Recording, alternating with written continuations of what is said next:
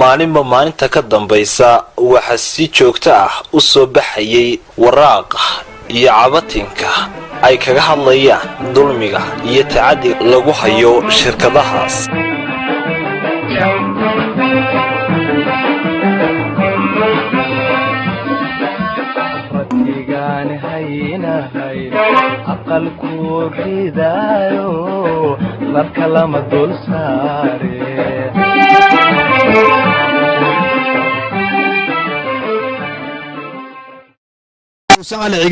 ahna maareeyaha shirkadda Telesom Electric Company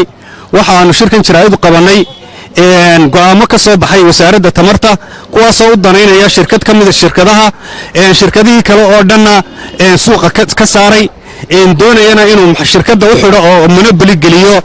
korontadii sida darteed ayaan uga soo baxnay shirkii loo qabtay haddana gudaha waxa uu kula jira shirkadii kale maxay ahaydeen Sun Power maxay ahayd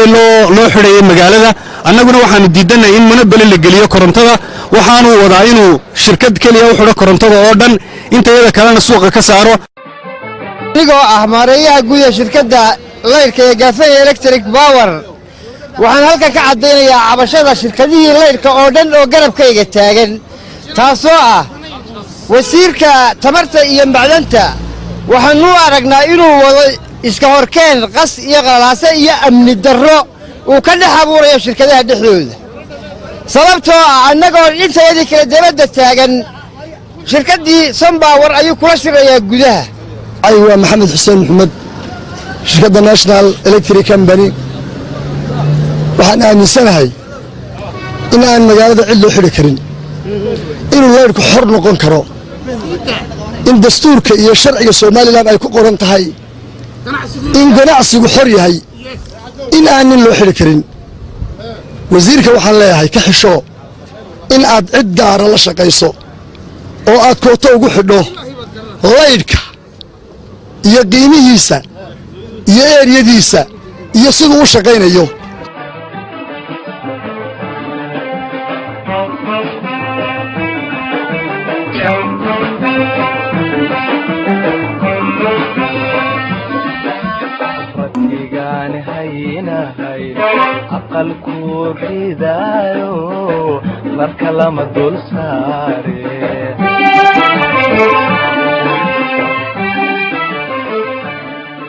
afar tobankii bisha Disembar ee 2017 ayaa madaxweyne Muuse Biixi Cabdi ku dhawaaqay golihiisa wasiirada ee ugu horeeyay xubnaha uu magacaabay waxa kamid ahaa Jaamac Maxamuud Cigaal kaasoo loo magacaabay wasiirka macdanta iyo tamarta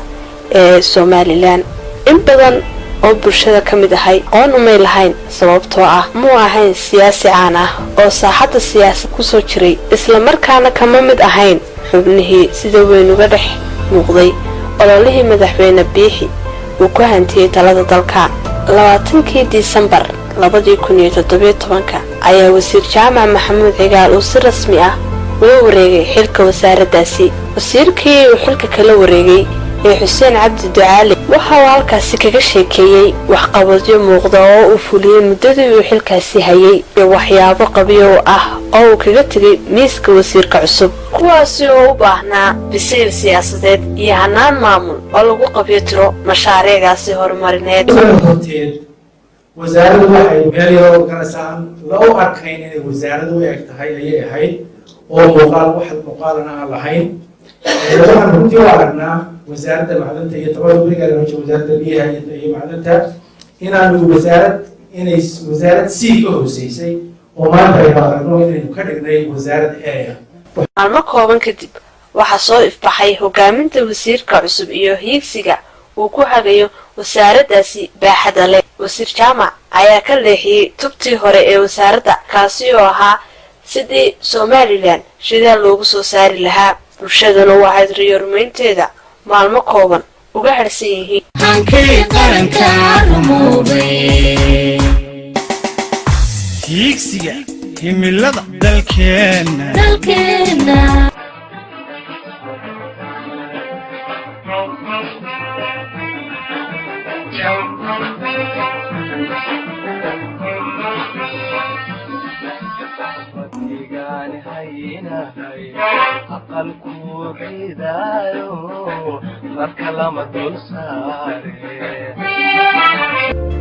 wasiir jaamac rajadaasi shidaalku umay cuntamin taa beddelkeedna waxa uu la soo baxay qorshe uu jeebka dambe ku sitay waxa uu gudagalay markiiba qorshihii u qarsoonaa isagoo awooddiisa oo dhan iskugu geeyey korontada hargeysa oo keliya waxaanu markiiba bilaabay kala qoqobidda shirkadaha korontada ee magaalada hargeysa dulmiga tacadiga iyo eexda shirkadaha ee wasiirku ku kacay ayaa sii xoogaysanayay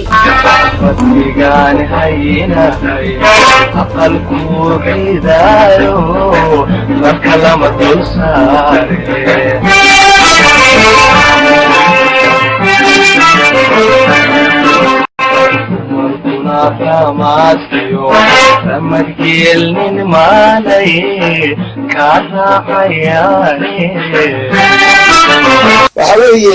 ummad waxa deeqda cadaalad baa deeqda sharci baa la kala haga hadii labada la waayo sharci bay gashaa waxaanu ka tirsanaynaa wasaaradii tamarta dulmi iyo cadaalad darro xadaaf aanu ka tirsanaynaa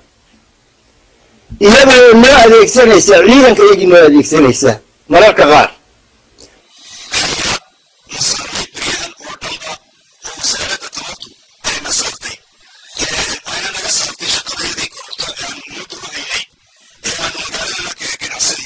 haddaba waa kuma wasiirka tamarta iyo macdanta ee Soomaaliland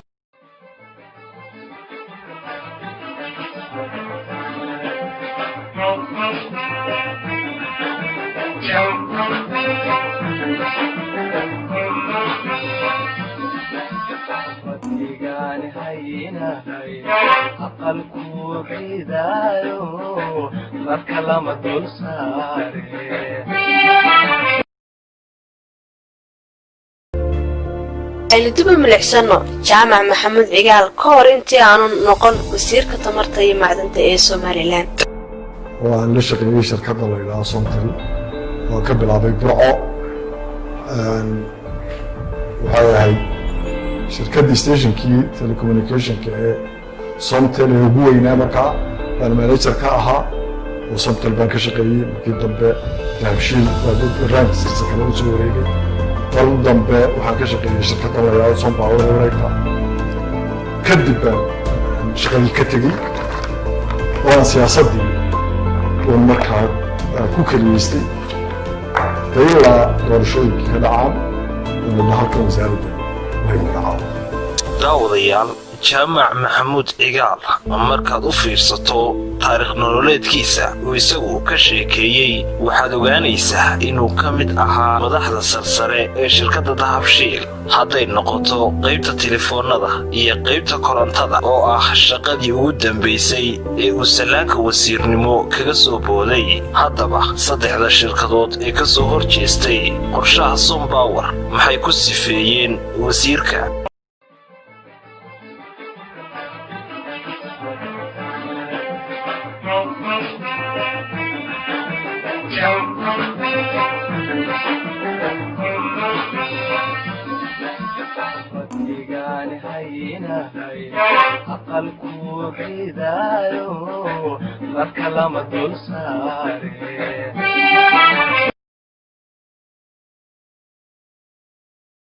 wasiirkaas oo cadaadis dheeraada iyo faldambiyeed oo naga galay gacanta kula jira taas oo uu xilkii loo magacaabay ee danta guud uga faa'iideystay dad gaara sababtoo ah shalay wuxuu lahaa maareeyaha shirkadda Sompower madaxweynaha waddanka Muuse Biixi Cabdi wuxuu u magacaabay inuu wasiirka tamartii maanta noqdo dabeetana wuxuu uga faa'iideystay danay gaarka ahaa oo saldhigyadii annagana ugu toojalgalayna loogu xidhxidhayo haddii aanu tallaabo yar qaadno sabab ma taagi karo bir ma taagi karo xarig ma jiidi karo guri dab ma gelin karo awooddaa ma lihin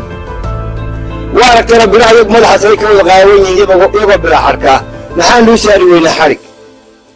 waa aragtaan kuwa daadsan dhulka daadsan waana laga daadiyey haddii aanu isyihi taaga sababdoodu waa taa saldhigga hortaada saddexdaa shirkadood ma samayn karaan wax dhaqdhaqaaqa iyo wax dabgelina toonna iyo wax dabfiina toonna mashaariicda magaalada Hargeysa ay Sompower ka wadaana waa la arkaa shacbigii cid walba waa ka markhaati wax qarsoon maaha waxaanu marti uga nahay xukuumadda waddanka inay arrintooda hoos u eegto kelmaddaa dhowrkeeda horena waanu yidhi maantana waanu ku celinaynaa waxaanu marti u nahay mar labaad iyo mar saddexaad iyo mar afraadba waanu cadaalad darrada iyo dulmigana haysta marti uga nahay xukuumadda waddanka ka jirta iyo sharciga waddanka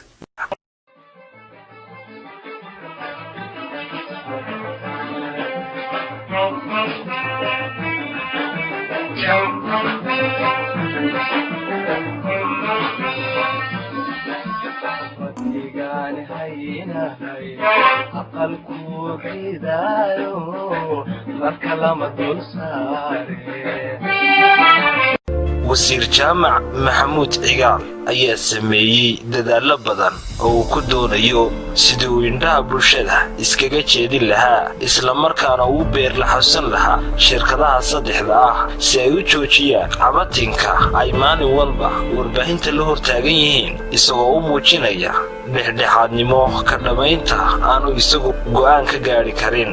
anigu waxaan ka shaqayn jiray sompaw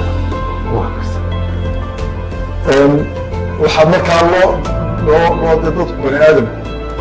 xaq buu leeyahay qofku siduu doono u hadli karaa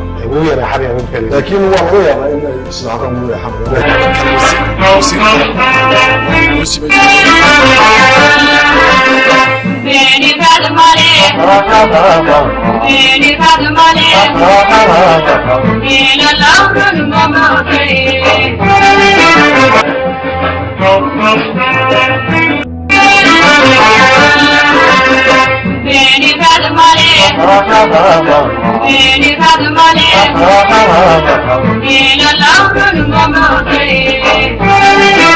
wasiir jaamac ka hor intii aan wasiirka loo magacaabin waxa uu fagaare ka sheegay in shirkadda sompower kooto loogu xidhay adeegga laydhka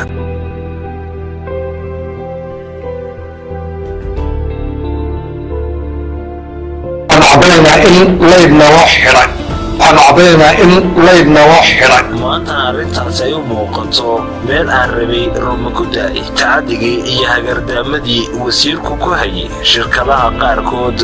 waxaa dareemay qaar ka mid ah asxaabta dalka gaar ahaan xisbiga wiciid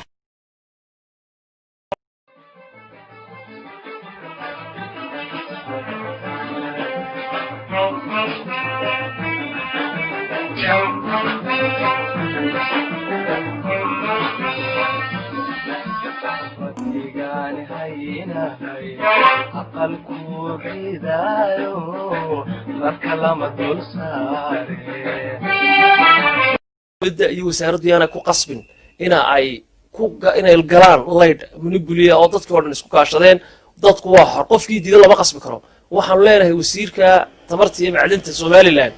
ama sheer ku lahaa sompower ama ka soo shaqee waa inaad xuquuqdoodii xaqooda siisaa oo aad faraha kala baxdaa kambaniyada aad juqajuqaynayso ee aad ku qasbayso si ay sompower la midoobaan qaracanka shirkadaha halganka ugu jira inay marun heryada dulmiga iska tuuraan ayaa awoodoodii ku soo ururtay waana la xidhay waana la dhibay waana la dulmiyey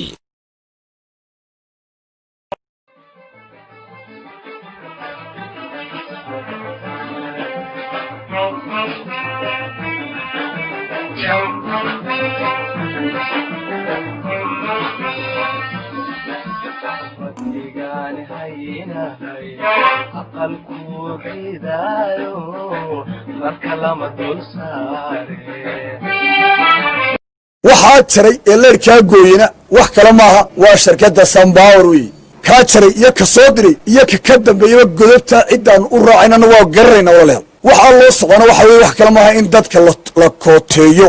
oo dadka saduuq lagu xidhaabaa la doonayaa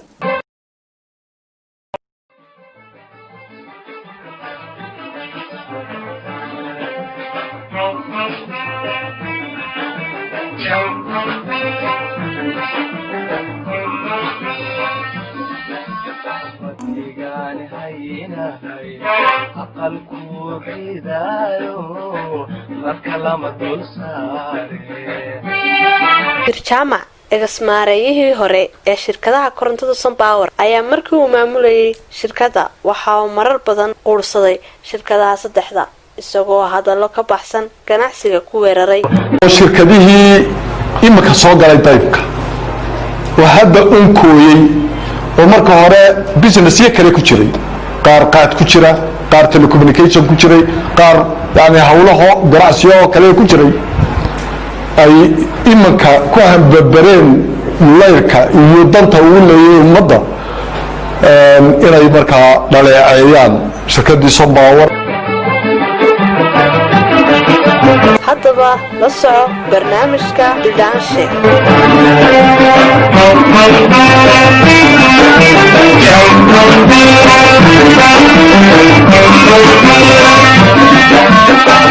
igaan haynahay aqalku diidayo marka lama dul saare